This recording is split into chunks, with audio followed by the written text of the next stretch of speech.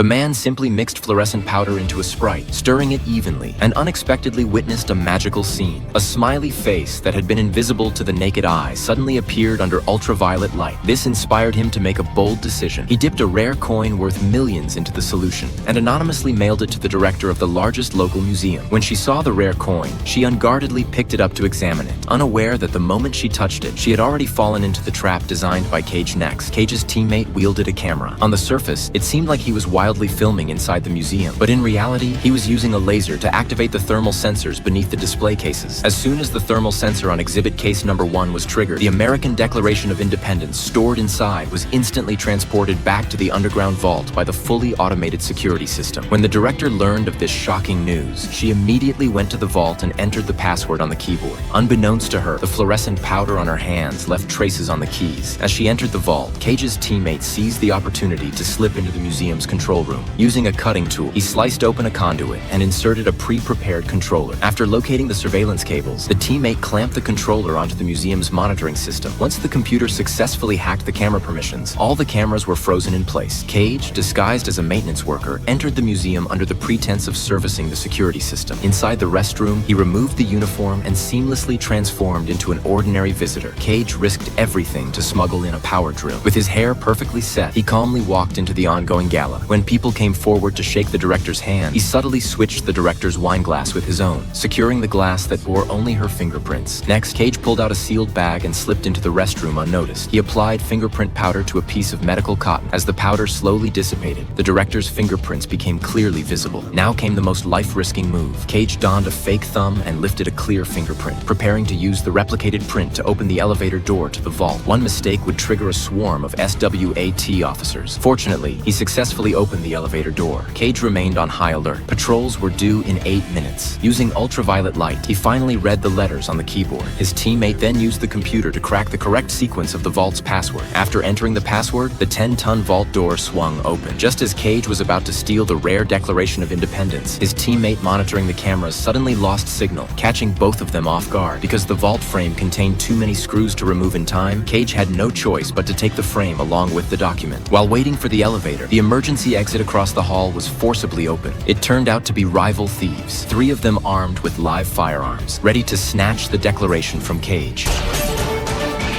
ये क्या था? गोली कौन चला? Fortunately, Cage reacted quickly, but because the back of the Declaration concealed a monumental secret and potential risks from other factors, he dismantled it inside the elevator and hid it on his person. As he quietly slipped out of the museum,